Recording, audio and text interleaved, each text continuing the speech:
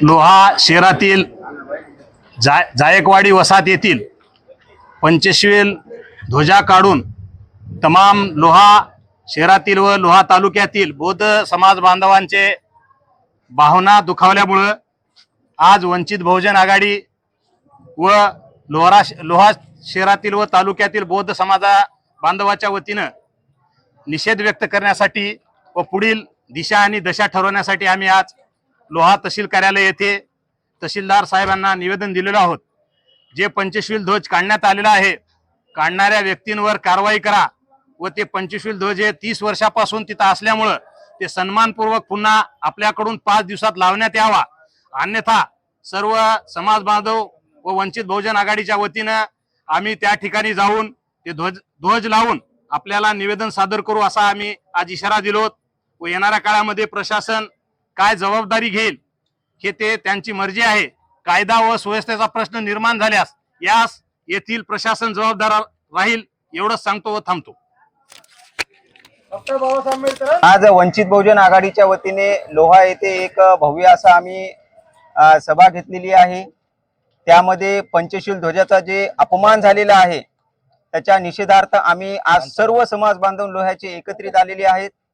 तर या अनुषंगाने आम्ही तहसीलदार साहेबांना निवेदन दिले व त्यांना कळवलेले आहे की 5 दिवसामध्ये जे पंचशील ध्वज काढलेला आहे त्याला रीतसर सन्मानाने लावण्यात यावे, अन्यथा लोह्यामध्ये महाराष्ट्रातील सर्वात मोठे आंदोलन होईल आणि त्या दिवशी जर कायदा सुव्यवस्थेचा काही प्रश्न निर्माण झाला तर त्याला संपूर्ण जबाबदार लोह्याचे तहसीलदार असतील, असा आम्ही त्यांना कडक इशारा दिलेला आहे। धन्यवाद।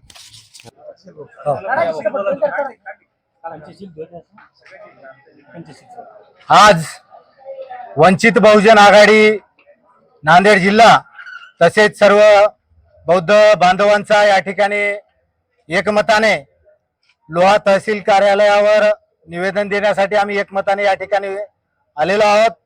आणि येत्या 5 दिवसामध्ये महसूल प्रशासनाने, पोलीस प्रशासनाने जर 5 दिवसाच्या आत जर तिथं पंचशील ध्वजाचं ध्वजारोहण आपला ध्वज जर आहे त्या स्थितीत जर लावला नाही तर लोहा तहसील कार्यालयावर नांदेड जिल्ह्यात आताच आमच्या राजदादांनी सांगितल्याप्रमाणे तसेच महाजन सरांनी सांगितल्याप्रमाणे नांदेड जिल्ह्यातला लोहा तालुक्यातला सर्वात ऐतिहासिक आंदोलन आणि हा मोर्चा, त्या मोर्चामध्ये पंचशील ध्वजही राहणार आहे आणि पंचशील ध्वजाला पंचशील झेंडाही राहणार आहे आणि झेंड्याला खाली दांडाही राहणार आहे।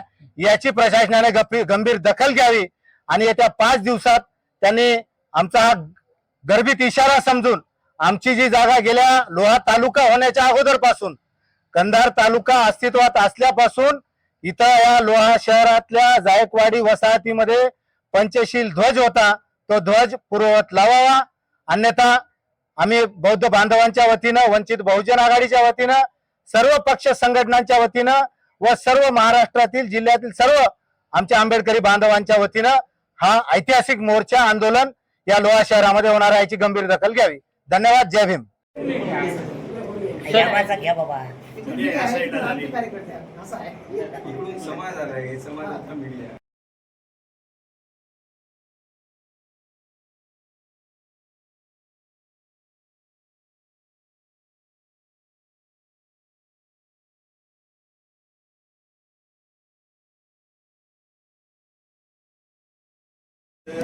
लावण्यासाठी प्रयत्न करू।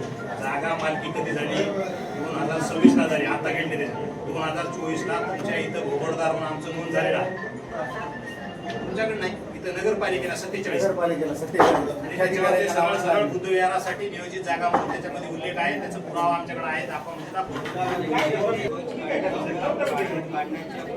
सर्व समाजाला विश्वासात घेऊन काढण्यात यावे असं त्याच्यामध्ये क्लिअर नोंद आहे ऑर्डरमध्ये। सरकारकडून नमूद केलेलं आहे की ही सदैव सामाजिक धार्मिक भावना न दुखावता, पुण्या समाज बांधवाचं धार्मिक भावना न